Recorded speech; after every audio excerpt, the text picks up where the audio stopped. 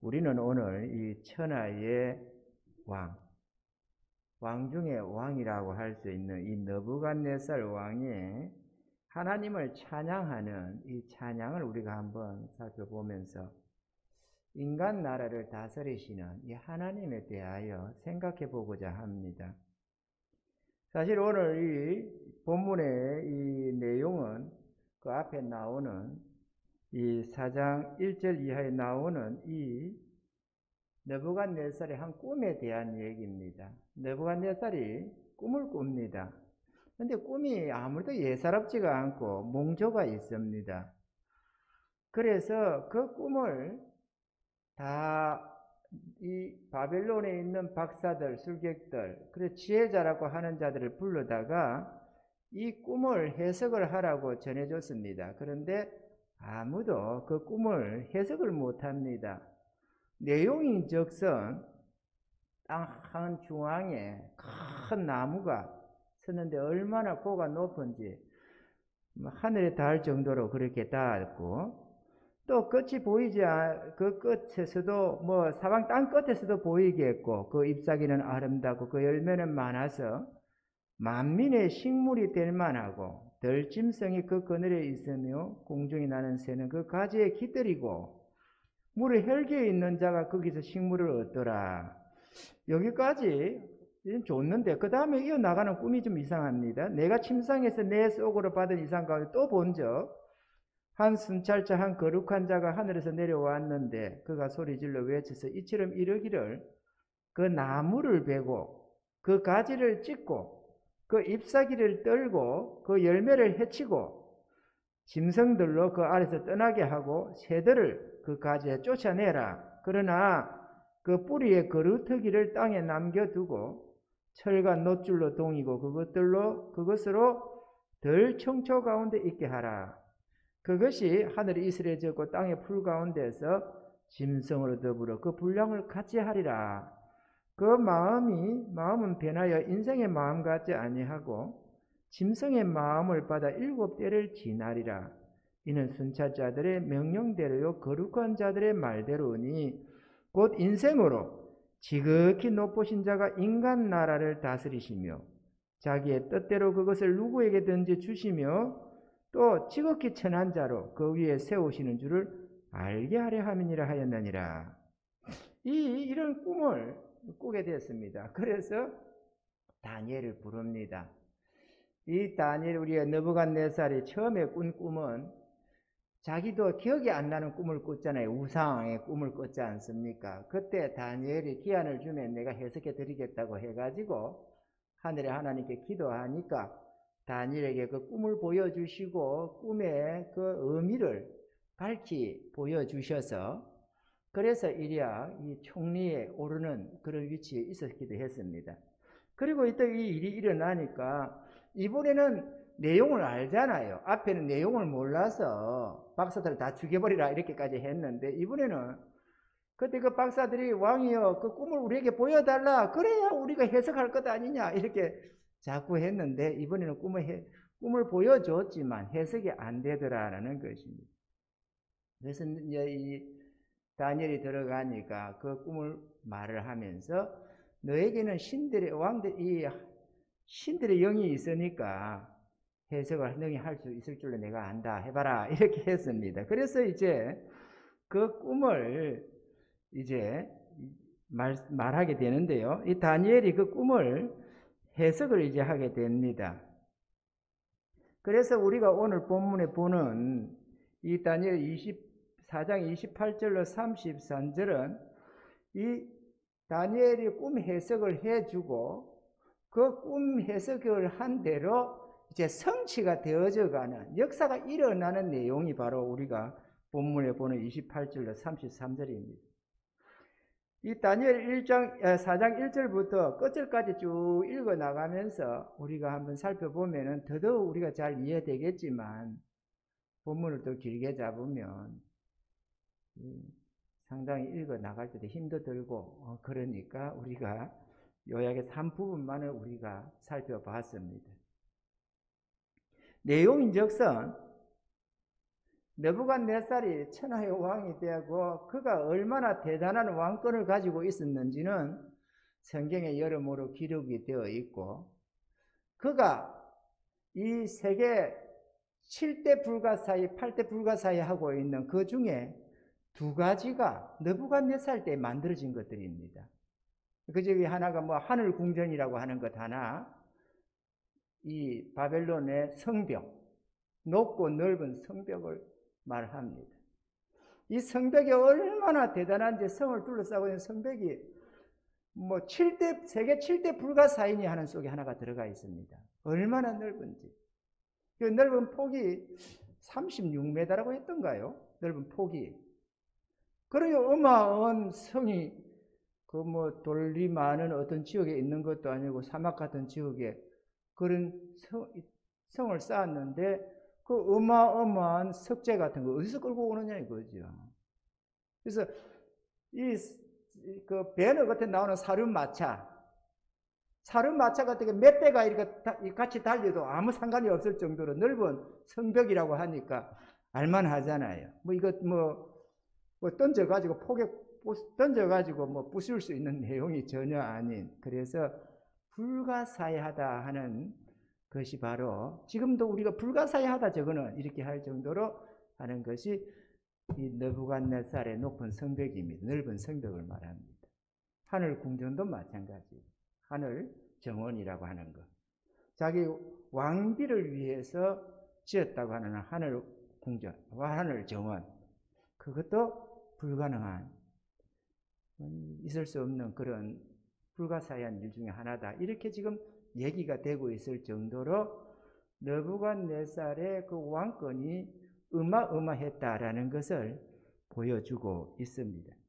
그런 느부갓네살이 그 높은 성벽에서 또 하루는 큰일다 보니까 1년 전에 꿈을 꾸고 다니엘이 해석해 줬던 그거는 죄다 까먹고 이제 한껏 기분이 들다 가만히 보다 보니까 스스로 탐복이 노는 겁니다. 이야, 이 천하의 이 바벨론 이 궁정을 내가 건설하고 내 지혜와 내 능력, 내 영광을 나타낸 것 아니냐 이러면서 한껏 기뻐하는데, 바로 그 한없이 스스로 자족해서 기뻐하는 한껏 지금 흥에 겨운 바로 그 순간에 최고조에 달한 거겠죠? 지금 뭔가 어려워서 뭔가 나라가 흔들흔들하는 차원도 아니고 말이죠.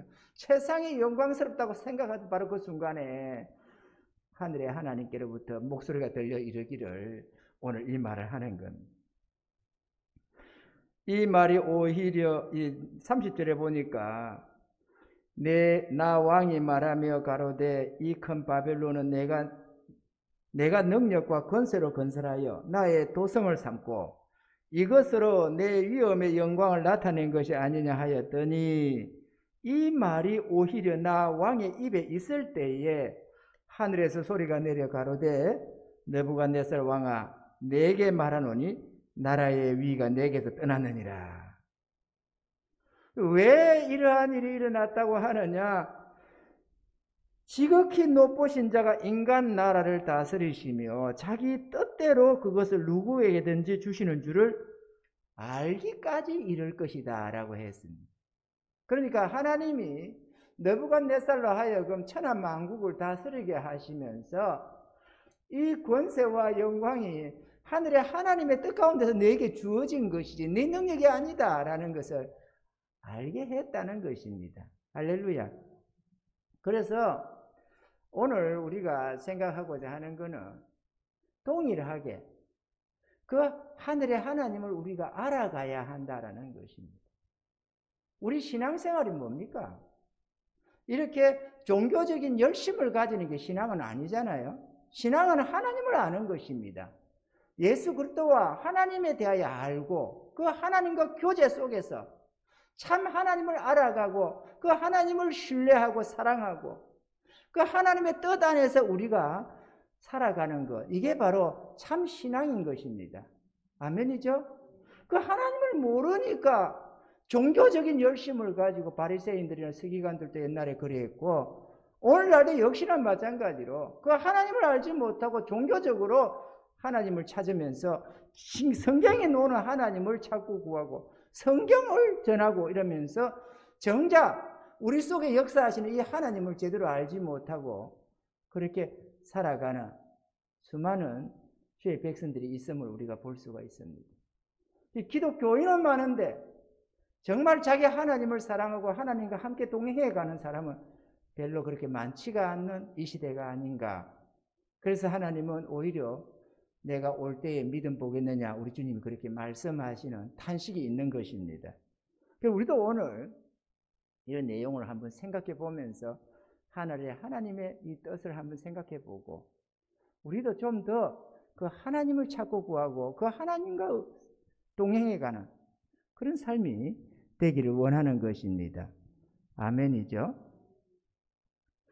성경은 이 세상에서 되어질 하나님의 역사들, 하나님이 해 가실 것들을 하나하나 예고해 주셨습니다. 오늘 이 느부갓네살에게 일어나는 이런 것도 갑자기 어쩌다 그냥 일어난 내용이 아니고 하나님이 예고하시고 그 다음에 예고하신 대로 하나님이 행하시는 그런 내용들이 역사 속에 하나님의 행적이 인간의 역사 속에 드러나고 있다라는 것입니다.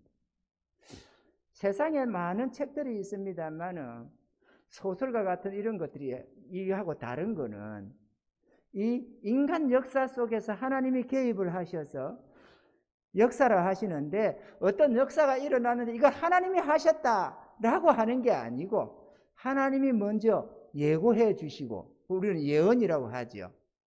예언하시고 당신의 선지자들을 통해서나 이런저런 방법으로 하나님이 하실 일을 인간 세상에 말씀해 주시고 그 다음에 하나님이 그 때가 되면 그것을 이루어내시는 성취하시는 그 하나님의 이 역사 속에서 우리 인간으로 하여금 하나님을 부인할 수 없도록 만드는 것이 있다는 사실입니다.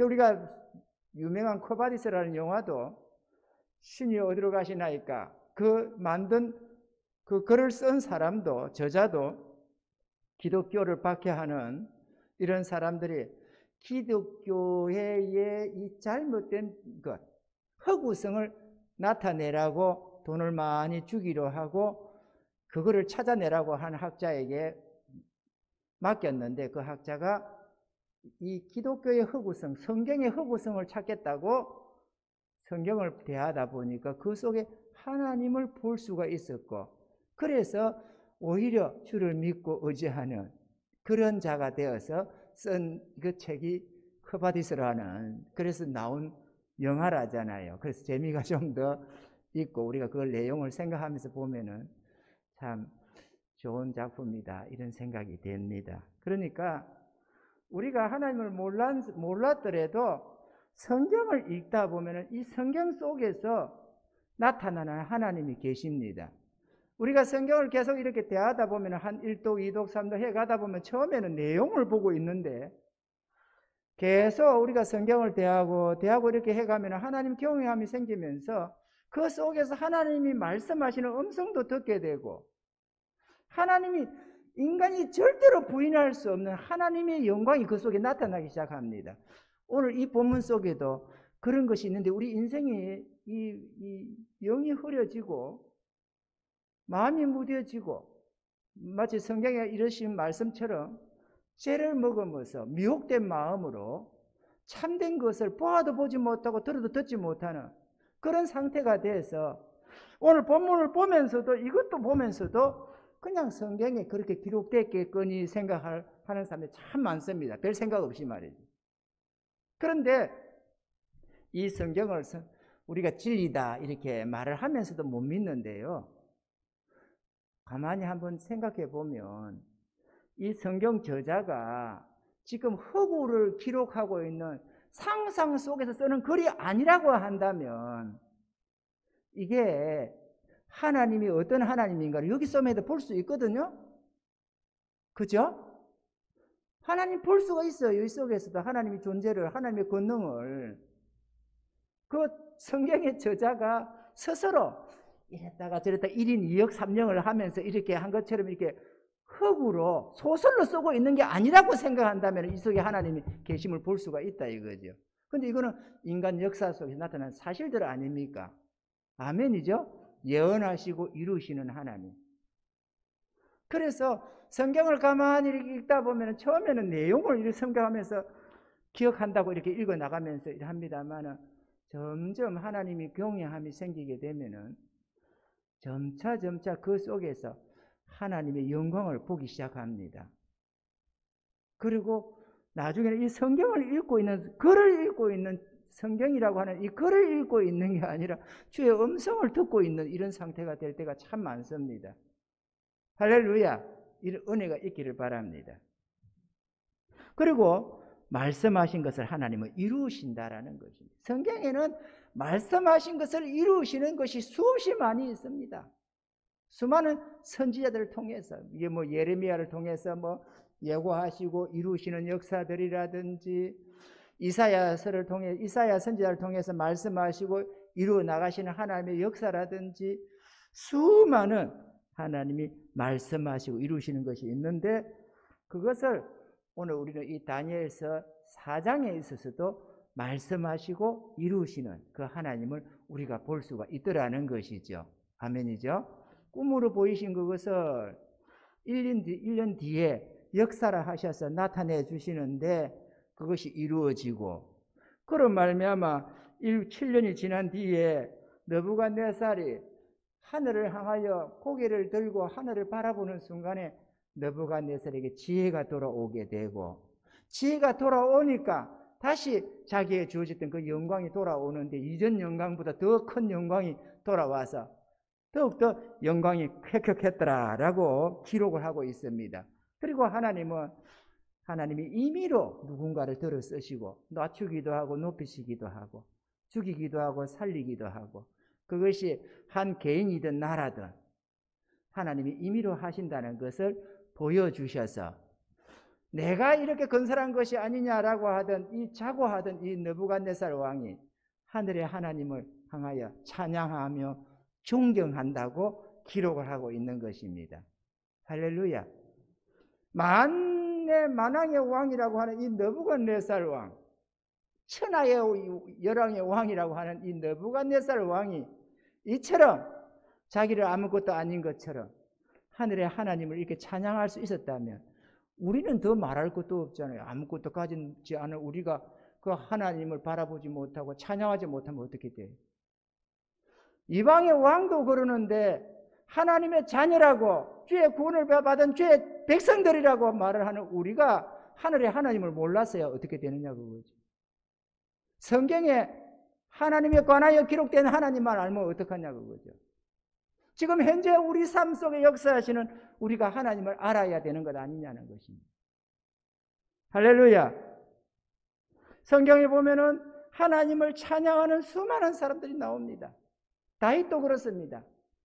어려서 하나님의 택함을 입고 부름을 받아서 기름받고 부음받고 그렇게 가면서 고난을 통해서 다윗을 아름답게 다듬으시고 30세의 왕으로 세우셔가지고는 천하를 통일해가는 그런 역사들 그 속에서 하늘의 하나님을 찬양하며 감사하며 살아가는 것 이것을 성경의 시편에는 다윗의 그 찬양으로 고백들로 가득하다는 것입니다.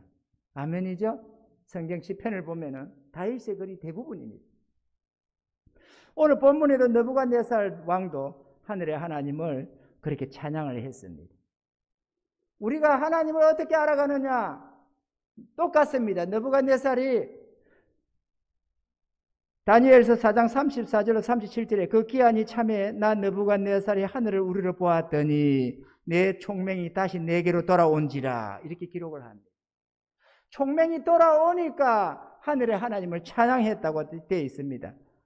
이에 내가 지극히 높으신 자에 감사하며 영생하시는 자를 찬양하고 존경하노니 그 권세는 영원한 권세요 그 나라는 대대에 이르리로다.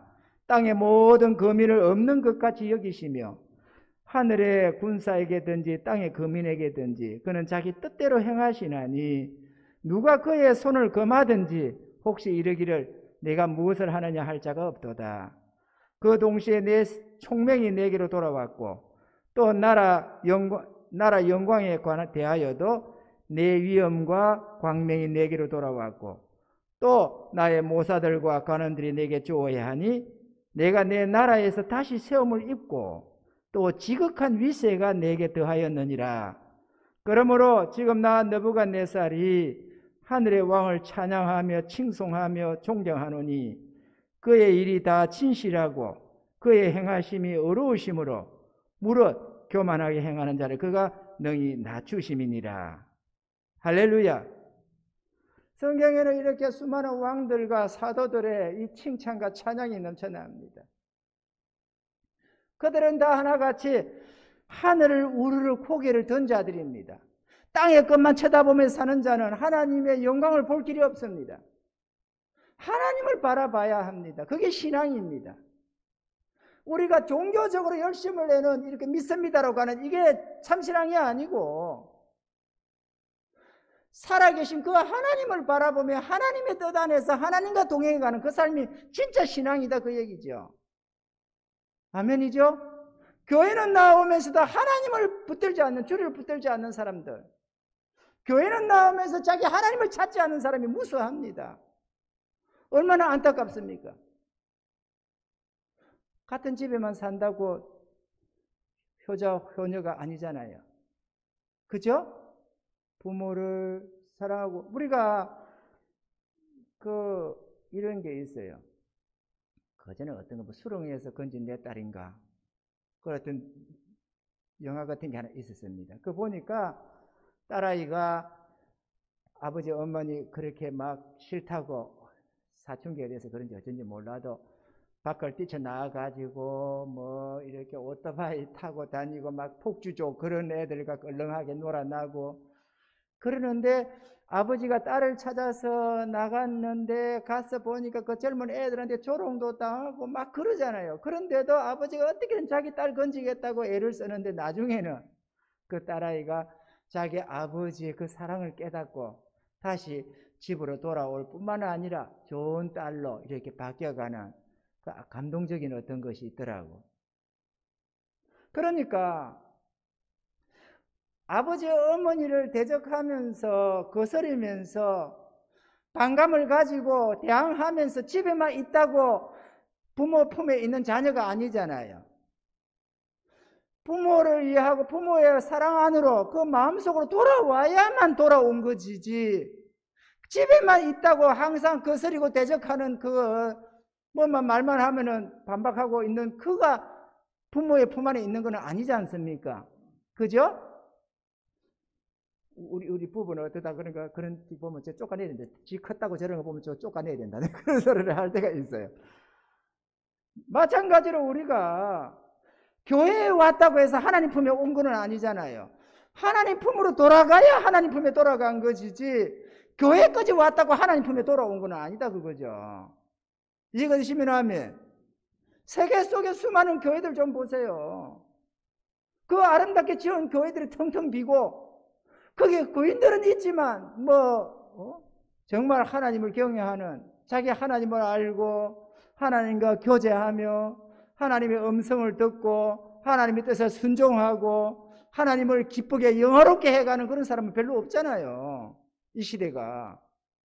이해가 되시면 하면, 왜 그러느냐? 교회까지는 오는데 성경은 보고 이런저런 종교 활동은 하는데 하나님을 바라보는 자가 별로 없고 그분을 찾는 자가 별로 없어요. 너무 안타깝잖아요.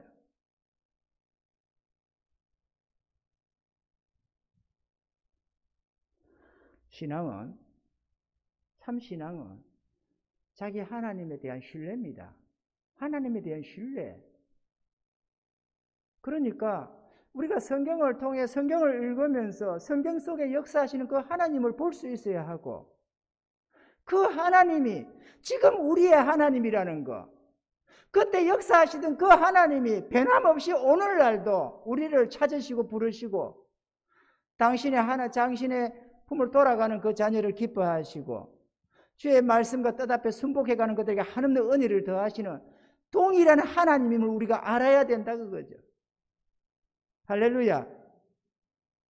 그래서 히브리서 13장 7절로 8절에는 이렇게 말을 합니다. 하나님의 말씀을 너희에게 이르고 너희를 인도하는 자들을 생각하며 저희 행실의 종말을 주의하여 보고 저희 믿음을 본받으라. 예수 그리스도는 어제나 오늘이나 영원토록 동일하시니라. 할렐루야. 동일하신 분이십니다. 그거를 이해를 해야 되는데 너무 막연한 거예요. 신앙인들의 모습이. 땅의 것만 쫓아가면서 고개를 들지를 않아요. 자기 하나님을 찾지를 않습니다. 교회에 나왔으면서도 너무 막연한 거예요. 하나님을 향해서는. 그리고 예수님을 찾되 어디까지 찾느냐? 십자가에 달려서 나를 위해 죽으신 분까지만 기억을 하려고 그래요. 나를 위해 죽으신 분. 그런데 정작 그것이 중요하지 않은 게 아니고 그를 통해서 우리의 구원의 근원을 마련하셨으니까 중요하죠. 그 십자가를 바라보면서 내 죄 때문에 십자가에 달려 죽어가시는 그 주님을 바라볼 수 있어야 하고, 그게 하나의 지난날의 어떤 사건이나 개념으로서가 끝나는 게 아니라 실제 내 마음속에 내 속에 다가와야 되는 것입니다. 나를 위한 주님의 죽음이 실제로 내 가슴 속에 와야 되는 겁니다. 그때서야 이 차갑고 메말라버린 우리의 마음도 뜨거워지고 메말라버린 이 눈가에 눈물도 흐르기 시작합니다. 남자가 일생에 뭐 3번 울 길이 있니 어쩌니 한다지만 나를 위한 주님의 그 십자가를 바라보게 될 때 통곡하지 않을 사람이 아마 아무도 없을 것입니다. 누구든지 눈물 흘리면서 가슴 치게 된다는 사실입니다. 아멘이죠? 그런데 나만 그렇겠어요? 여러분만 그렇겠어요? 누구든지 나를 위한 주님의 죽음. 그게 막연한 어떤 상상 속의 동화책이 아니고 실제로 하늘의 하나님이신 그분이 나 살리겠다고 이 땅에 오셔서 인간의 몸을 입고 오셔서 그 참담한 부끄러운 수치스러운 그 십자가의 죽음을 대신 죽어주신, 그래서 그 피를 값주시고 나를 구원해 주시는 그 주님의 그 은혜를 깨달을 때 눈물 흘리지 않는 인간이 어디 있어요? 깨달으면. 그 우리의 악한 이 타락된 이 마음이 그 선한 양심이 되살아나지 않을 사람이 어디 있겠어요? 인간이라면 그렇게 안 할 수가 없어요. 깨닫는다면 말이죠. 그러나 막연한 생각 속에서는 십자가 은혜 할렐루야 그러면서도 와닿지가 않습니다. 그게 내 사건으로 내 가슴에 와닿지가 않아요.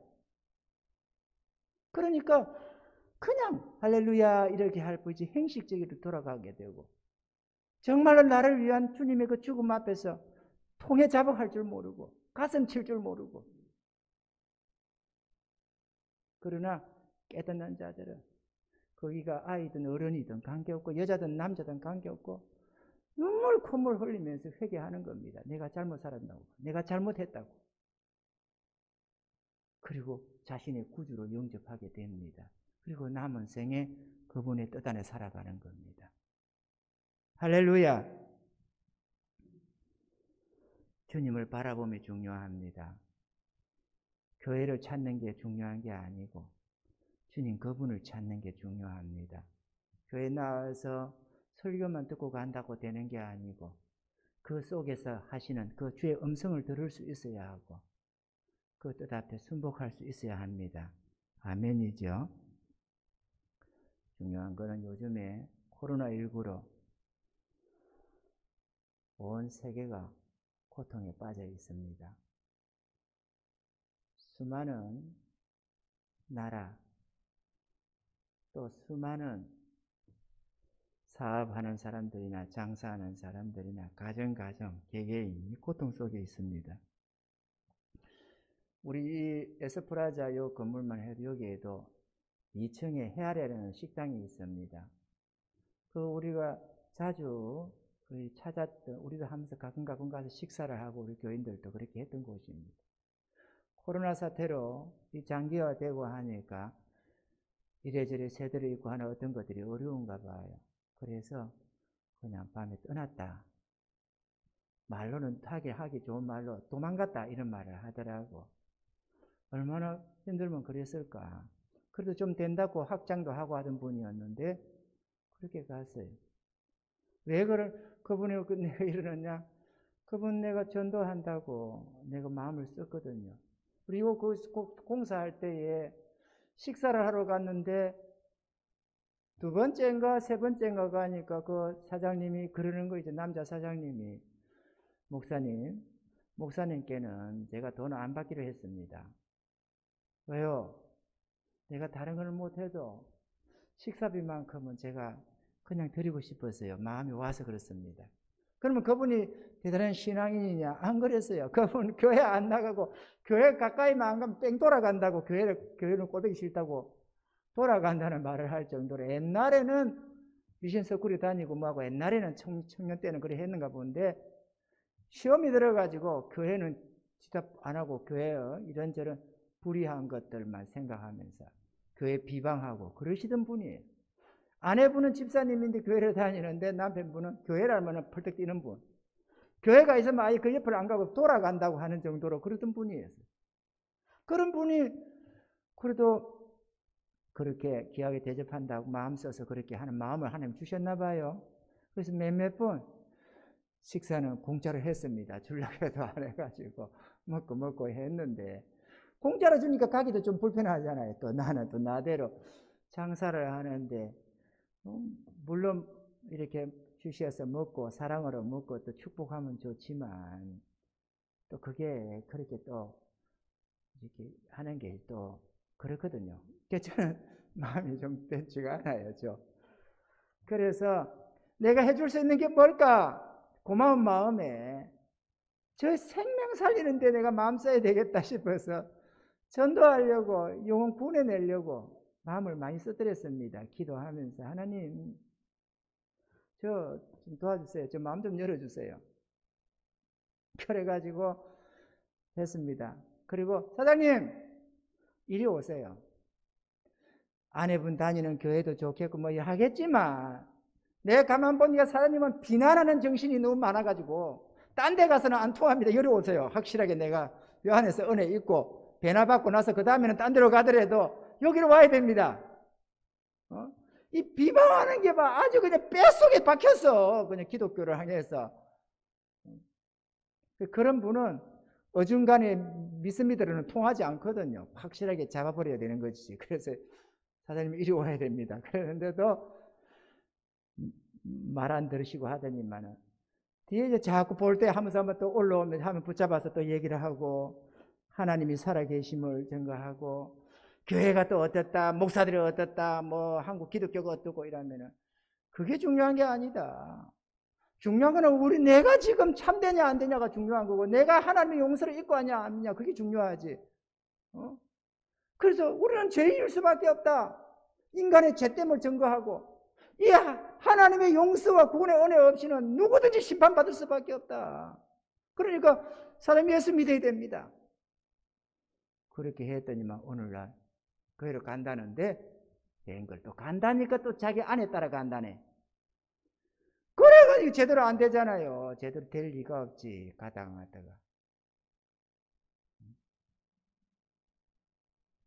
안타깝게도 그러다가 이 IMF가 터지니까 IMF가 아니지 코로나 사태가 터지니까 어려워가지고 그나마 좀 확장하고 하시다가 딱 코로나가 걸리니까 장사가 영 코로나가 보죠. 안타깝게도 오늘 안 보이더면 떠났대요. 그것도 밤이라고 하는 거는 아마 낮에 챙겨가기가 좀 그러니까 아마 밤에 소리 소문 없이 그냥 움직이 갔다 그 얘기겠죠.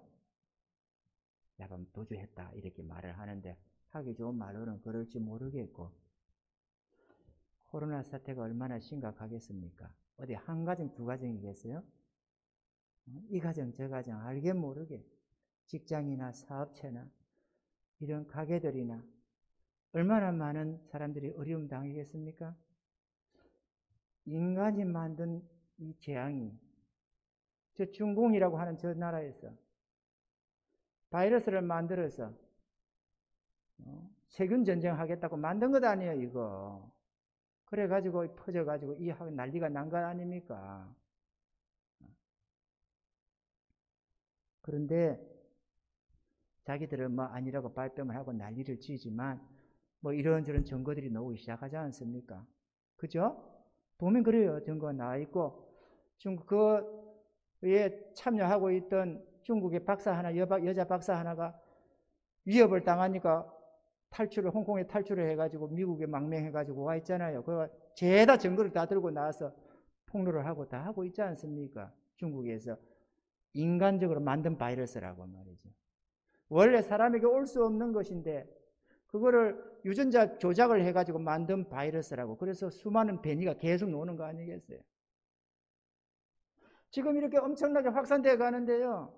지금 이것도 가만히 보면 처음에 우한에 왔던 그 바이러스는 1이라면은 그 퍼져나가는 속도가 1이라면 지금은 6, 7, 10 이런 식으로 퍼져나가는 변이된 바이러스다 그거죠. 변종이다 이거예요. 그리고 완전한 백신을 만들기 어려운 게 계속해서 변이가 되어 간다는 거예요. 또 다른 코로나를 바뀌어 간다는 것입니다. 마치 우리 간염하면 A형, B형, 뭐 C형 이렇게 하듯이 계속 바뀌는 거예요. 그러니 한 가지 코로나가 아니다 보니까 백신 만들기도 그만큼 어려워지고 힘들어진다는 겁니다. 그런데 이런 중에도 저는 생각을 합니다. 내가 지금까지 섬겨오는 내 하나님, 그 하나님의 은혜를 가만히 생각해 볼 때 하나님의 역사는 언제나 선하시다는 것입니다. 하나님의 역사는 언제나 선하다. 우리 주를 믿는 주의 자녀들을 향하여 선하시면 말할 것도 없고 인간과 이 세상을 향해서 자신이 지은 모든 피조물을 향해서 하나님의 계획과 뜻은 언제나 선하다는 사실입니다.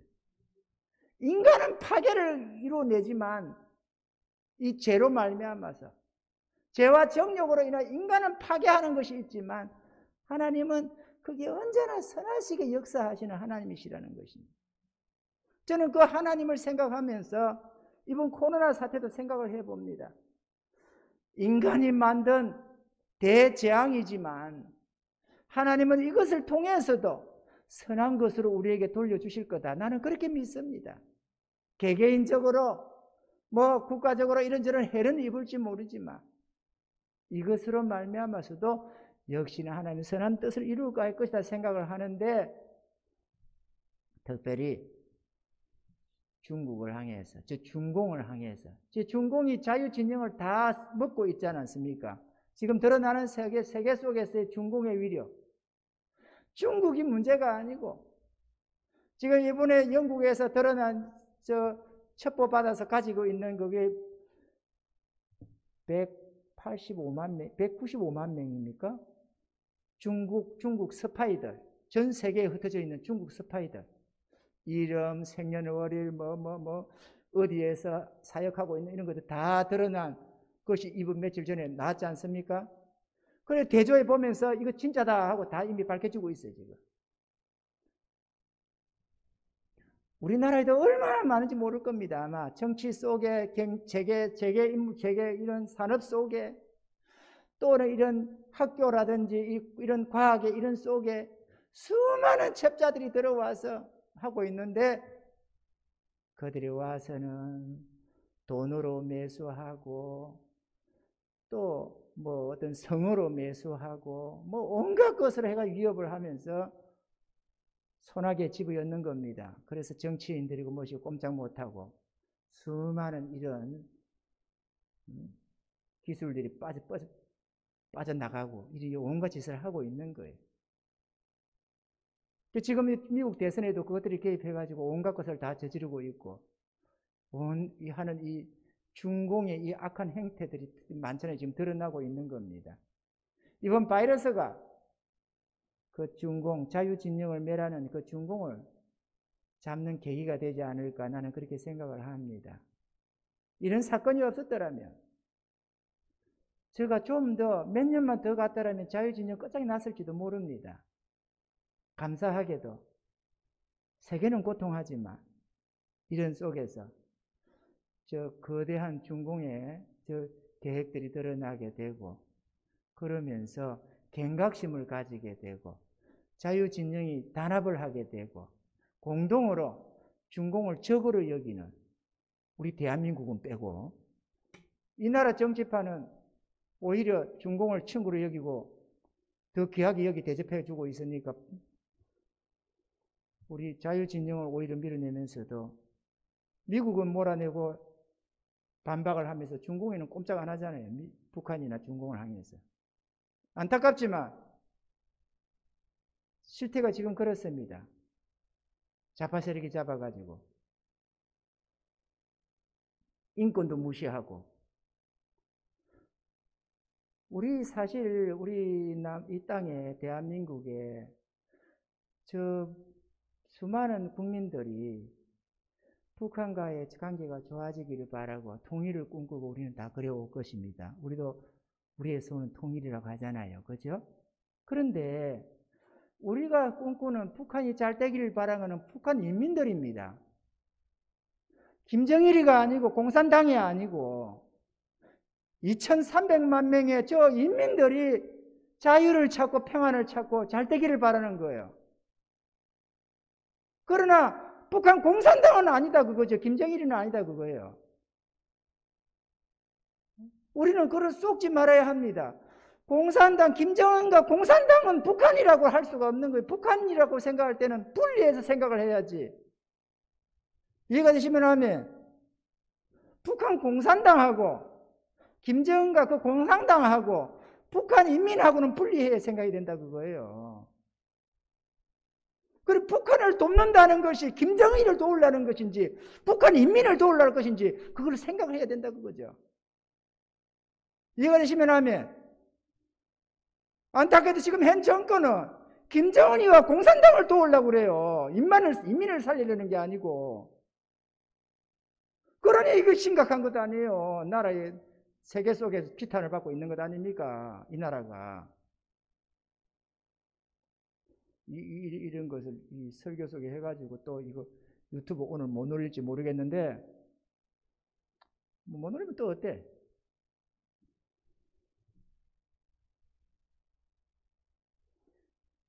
이 김정은이 들을까 봐서 하는 것도 아니고 공산당 들을까 걱정하는 것도 아니고, 이 좌파라고 하는 이 속에도 수많은 사람들이 주의 은혜를 입어야 할 사람 수없이 있을 것 아니에요. 그럼 우리가 좌파 우파 따질 게 뭐 있어요? 그리스도인이 되는 게 중요하고 하나님 품으로 돌아오는 게 중요하지. 아멘이죠. 공산당들은 구원 안 받아야 됩니까? 받아야 되잖아요. 정말로. 그래서 우리는 끊임없이 저 북한 땅이 열려지기를 바라고 이 은혜의 복음이 들어가서 저들도 구원받기를 우리는 간절히 소원합니다. 정말 날마다 기도하는 우리들 아닙니까? 그렇지만 우리가 원하는 것은 북한 인민들이 해방되기를 바라고 구원받기를 바라고 저들이 자유를 찾고 평안을 찾고 저 고통 속에서 억압 속에서 해방되기를 바라는 것이지 김정일이 살리려고 하는 게 아니잖아요. 우리가. 아멘이죠? 이 설교를 듣고 분을 내가지고 말이야 발끈한다면은 하라지 뭐. 그런 사람 김정은이 좋아서 하고 공산당이 좋으면 북한을 가면 되지. 여기 왜 살아?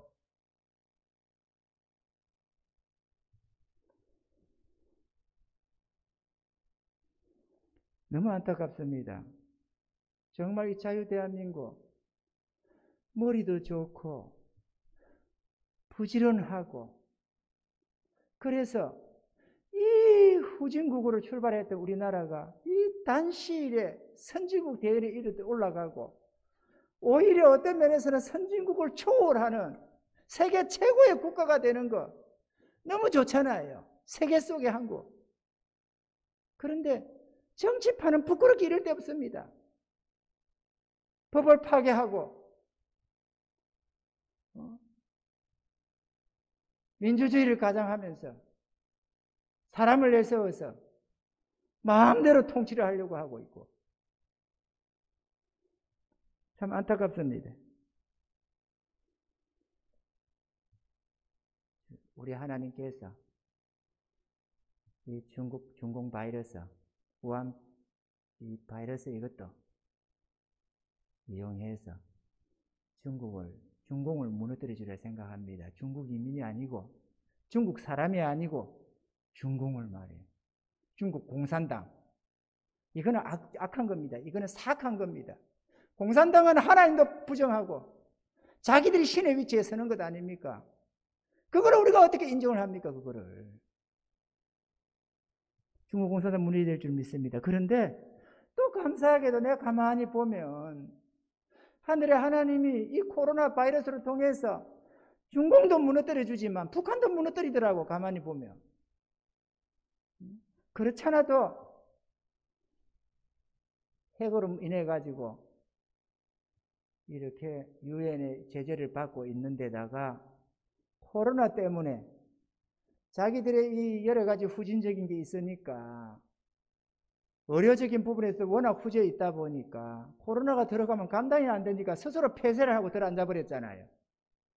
온 사방을 다 막아버리고 안에 웅크리고 자라 목처럼 빼놓고 그냥 앉아 있는 거죠. 그러다 보니까 굶주려 죽어가는 사람이 이제 속출하기 시작하는 겁니다. 그러면 그렇지 않아도 경제적인 마비가 돼서 해외에 나가 있던 노동자들도 다 쫓아들이고 뭐 하고 해서 제재가 강해가지고 큰일 나게 생겼는데 거기다가 이 코로나 사태로 인해서 북한이 스스로 고립돼가지고 지금 내부가 그냥 흔들흔들 해가지고 내가 가만히 보면은 무너지기 직전에 집 같아요. 흔들흔들 하고 있는. 조금만 더 흔들리면은 스스로 붕괴할 수 있는. 하나님은 선한 역사를 이루신다 나는 생각이 됩니다. 우리나라의 어떤 단체, 어떤 목사님들과 단체들, 또 수많은 그에 동력하는 수많은 교회들이 북한이 무너져서 문이 열릴 것을 기다리고 있습니다. 앞으로 1, 2년 안에 북한이 무너진다고 하는 것을 생각하고 하나님이 뜻을 주셔서 북한이 무너질 때 이렇게 통일이 되어 나갈 때에 북한 전역에 복음 전하였겠다고 북한 전역을 구분을 지어서 준비를 하는 분들이 있습니다. 기도하며 준비하면서 나는 하나님이 반드시 그렇게 역사하리라 나는 생각을 합니다. 왜냐? 우리같이 나같이 이 조그마한 교회를 하고 있는 여기에도 하나님이 뜻을 주시면 불변으로 역사하시는 하나님이신데 하물며 저 북한 땅을 향해서 비전을 주시고 뜻을 주신 하나님이 그걸 이루지 않겠어요? 작은 뜻 하나하나도 이루 나가시는 하나님인지 우리가 잘 아는데 하물며 그 거대한 그 꿈을 뜻을 주시고는 그거를 하나님이 취소다 이럴 리가 있을 수가 없습니다. 그래서 나는 그걸 기다리며 쳐다봅니다. 북한이 무너질 텐데 하고 말이죠. 상황은 상관이 없습니다. 느부갓네살이 이 천하만국을 내가 건설한 게 아니냐라고 하는 그 순간에 무너지는 것처럼 눈에 보이는 세계는 별 문제가 없습니다. 세계 속에 역사하시는 하나님을 볼 수 있으면 됩니다. 아멘이죠. 북한이 무너질 것 같아서가 아니고 중국이 어떻게 될 것 같아서가 아니라 그 하늘에 하나님의 계획과 뜻에 있는데 그 하나님은 북한의 공산정권을 무너뜨리고 저기에 복음 전할 뜻을 주시고 계십니다. 그래서 준비하는 분들이 수없이 많습니다. 그 목사님 또는 사역자들 속에 그 뜻을 주셔가지고 준비하고 하는데 그 준비에 한국의 수많은 교회들이 연합을 해서 각 북한 땅을 구분을 지어가지고 각 지역에 들어가려고 준비하고 기도하는 수많은 교회들이 있음을 나는 합니다. 저도 한때는 거기 나도 한 부분 들어가서 할까 이렇게 생각도 했습니다. 그런데 우리는 그쪽이 아니고 그쪽이 밭이라고 하는데 우리는 씨를 뿌리는 쪽이니까 우리에게는 주신 또 사역이 따로 있으니까 우리는 우리대로 가자 생각을 하고 우리 하나님이 주신 원래 계획과 뜻이 있으시니까 우리는 그대로 간다 해서 참여는 안 하지만 반드시 북한은 무너지게 되어져 있습니다. 할렐루야. 우리나라가 또 살아나기 자유 대한민국이 살기 위해서도 중공은 무너져야 됩니다. 중국이 아니라 중공이 말이에요. 그래서 다시 우리가 홀로 서기를 해야 되고 민주진영으로 돌아서야만 합니다. 그러면 주님 오시는 날까지 우리가 자유함 속에서 신앙생활을 할 수 있지 않을까 이렇게 생각이 됩니다. 세상을 지배하고 다스리시는 하나님을 바라보시기 바랍니다. 코로나만 쳐다보지 말고 하나님을 바라보시고 이 악한 상황만 보지 말고 하나님을 보실 수 있기를 바랍니다. 하늘의 하나님은 우리가 하나님 그분을 찾기를 원하고 그분의 뜻 안에서 그분과 함께 하기를 원하시는 것입니다. 아멘이죠? 답답할 때도 하나님을 보세요. 저도 한치 앞도 안 보이는 이 상황이지만 그럼에도 하나님이 주시는 뜻 앞에서 한 걸음 한 걸음 나아갑니다. 그리고 그 하나님은 실수하는 법도 없고 실망시키는 법도 없고 오래 기다리기는 하지만 한번 뜻을 주시면 반드시 이루어내시는 하나님이심을 잘 압니다. 할렐루야. 우리 주의 백성들은 특히나 코로나 때문에 어려울 수는 있지만 그렇다고 재앙이 되지는 않습니다. 주의 자녀들은 평소에 좀 제가 할 때는 가난한 곡식으로 먹이시지만 정말로 환경적으로 어려워질 때는 만나와 메추라기로 먹이시는 하나님이십니다. 그래서 우리의 모든 필요를 공급하시사 날마다 하나님 바라보면서 나아가도록 우리 하나님이 해주시는 것입니다. 할렐루야. 저는 지금까지 그렇게 살았고 또 여러분도 그렇게 살았으리라는 생각을 합니다. 그러므로 코로나 사태도 곧 진정이 되겠지만 또 과학이 만만하지는 않잖아요. 요즘 현대 과학이. 치료제도 백신도 개발해서 저걸 물리치는 날이 가까이 올 겁니다. 그러기는 하지만 그것이 또 한동안 계속될 거리라 생각하는 건 또 다 마찬가지고요. 없던 시절, 코로나가 없던 시절처럼 다시 이렇게 회복되는 데는 시간이 많이 걸릴 것입니다. 하지만 그 어려움 속에서도 우리가 하나님을 찾고 구하면 충분하리라 생각합니다. 어려울 때일수록 하나님을 의지하고 그 하나님을 찾는 것이 중요합니다. 할렐루야. 역경은 신의 출발이라고 우리가 어쩔 수 없는 상황에 닥쳤을 때 그때서야 우리 하나님이 역사할 때니까 말이죠. 그래서 이 암담한 이 시대야말로 우리 하나님이 역사하실 때가 아닐까 생각되고 죄악이 관영한 이때야말로 우리 하나님의 크신 은혜가 임할 때가 아닐까, 하나님의 부흥의 때가 이때가 아닐까 나는 바라봅니다.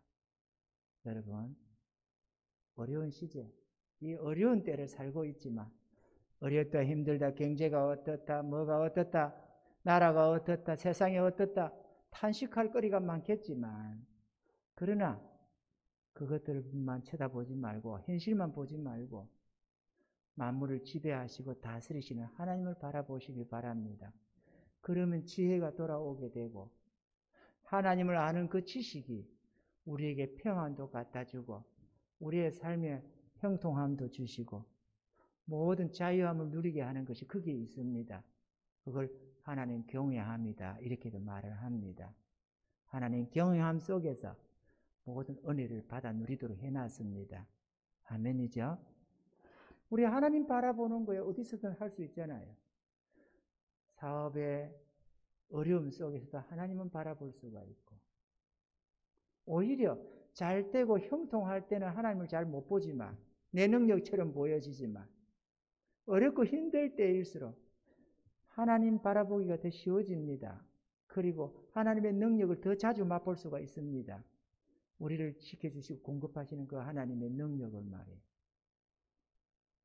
이런 은혜를 맛보시면서 감사하면서 하늘의 하나님, 우리에게는 하늘 아버지가 있지 않습니까? 아멘이죠? 또 우리를 위해 죽기까지 하신 우리 주님이 계십니다. 우리는 고아가 아니고 가부가 아닙니다. 세상 사람들은 먹고 마심도 걱정하며 자기 인생을 고민하며 살아야 되겠지만 우리는 우리를 지켜주시는 하나님이 계십니다.